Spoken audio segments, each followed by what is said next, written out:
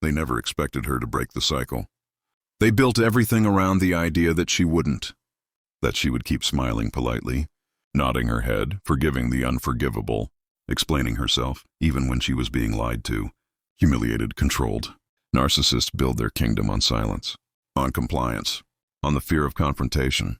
And for a long time, she was the perfect subject, not because she was weak, but because she was kind. Kindness was the very thing they manipulated. It was her superpower, and they weaponized it against her. But something shifted. It didn't happen in a loud, dramatic moment. It happened quietly, the moment she got tired of explaining herself, the moment she realized that love shouldn't feel like a slow disappearance, the moment she saw how they only showed affection when they sensed she was slipping away, the moment she learned the one word narcissists fear the most, not no, not why, not even stop. The word was enough. That single word contained an entire revolution. She said it once, not screaming, not crying, just said it with quiet certainty. And the entire relationship cracked like glass under pressure.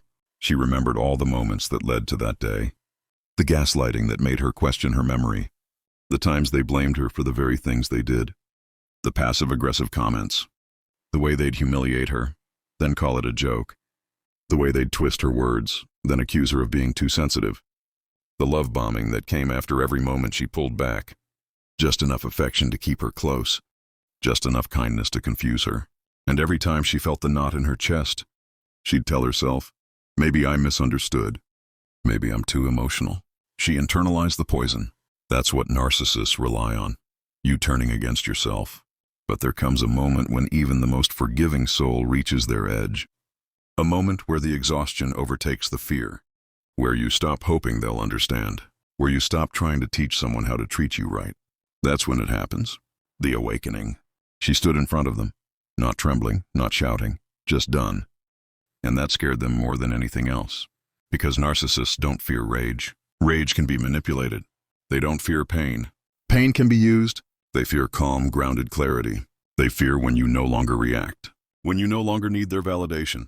When you realize you were never crazy, just controlled. The moment she said enough, the dynamic shifted. Instantly. He smirked, of course. That fake confidence. That mask of indifference. He said, you're being dramatic. The usual script. But she didn't argue. She didn't respond. And that silence, that scared him more than any screaming match ever had. Because silence without fear is power. It's not about ignoring. It's about detaching, emotionally, spiritually, psychologically. She had unplugged herself from the performance. The moment she said enough, she reclaimed her identity. People think narcissists are strong. They're not. They're fragile egos wrapped in bravado. They survive through illusion, through control, through the constant feeding of their false image. But when someone sees through them, truly sees through them, and walks away, it destroys their illusion of power, and that's what enough does. It doesn't just end the relationship, it collapses the fantasy. He tried everything after that. First, he pretended not to care. Then came the sudden charm, the I miss you messages, the fake vulnerability, the claims of self-awareness. I know I made mistakes, he said. But mistakes weren't the issue. Patterns were. Cycles were. The deliberate tearing down of her spirit disguised as tough love. When she didn't respond, the kindness turned to bitterness. You think you're better than everyone now? He texted. Then came the projection. The blame. You're cold. You've changed. You're heartless. Yes, she had changed, but not into something cold, into something clear. She no longer felt guilty for not responding. She didn't feel the need to explain why she left. She wasn't running from him, she was running to herself. The woman she used to be would have spent hours composing the perfect reply, trying to not sound rude, trying to soften the blow. But that woman had outgrown the need to justify her freedom. Healing from a narcissist doesn't look like a straight line. It looks like reliving every moment and realizing how much of your life was spent walking on eggshells. It looks like mourning the version of yourself that stayed. It looks like building new boundaries, losing old friends who side with the narcissist, rediscovering your voice, and sometimes learning to be okay with being misunderstood. But she didn't just heal. She transformed. There was a time when she thought love meant endurance, that proving your loyalty meant staying no matter how much it hurt. But she learned that real love doesn't require you to abandon yourself. Real love doesn't play mind games. Real love doesn't confuse and punish and then demand forgiveness without change. The moment she said enough, she didn't just walk away from the narcissist, she walked toward real love, even if it meant starting alone. She found her peace in the small things, the way the sun hit her face in the morning, the silence of her own thoughts, the softness of her own bed without tension next to her. She stopped checking her phone in fear. She stopped explaining her emotions. She started listening to her own voice, the one that had been buried beneath years of manipulation. The narcissist didn't change. He found someone new. That's what they do. But this time, she didn't feel jealous. She didn't feel left behind. She felt free, because she knew the pattern. And she knew that the next person would go through the same illusion, the same rise and fall.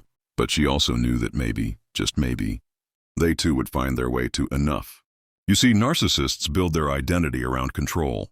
But when someone detaches with love, with clarity, without vengeance, it disrupts their entire sense of self. They can't handle not being the center. They can't handle indifference. And they can't handle not having the last word. But she didn't need the last word. She already had the only word that mattered. Enough. It was a boundary. A decision. A closing of a door with no explanation needed. And as she walked away, she didn't look back. Not because she was heartless, but because she finally knew her heart. She knew how much it had endured, how long it had waited, and how deeply it deserved peace. And maybe that's what this story is about. Not revenge, not drama, not proving anything to anyone. Just a quiet, powerful decision to choose yourself, to walk away from emotional chaos, to stop dancing around someone else's triggers, to stop shrinking to fit into someone else's comfort zone, and to realize that the only validation you ever needed was your own. Narcissists fear the word enough because it ends their performance. It breaks the cycle. It disconnects the puppet strings. And the moment you say it, not from anger, but from alignment, their power collapses. She didn't just survive the narcissist. She woke up. She remembered who she was before the gaslighting, before the manipulation, before she was taught to question her worth. And from that moment on, everything changed. Not just for her, but for every person who would come into her life after. Because she would never again trade her peace for a connection.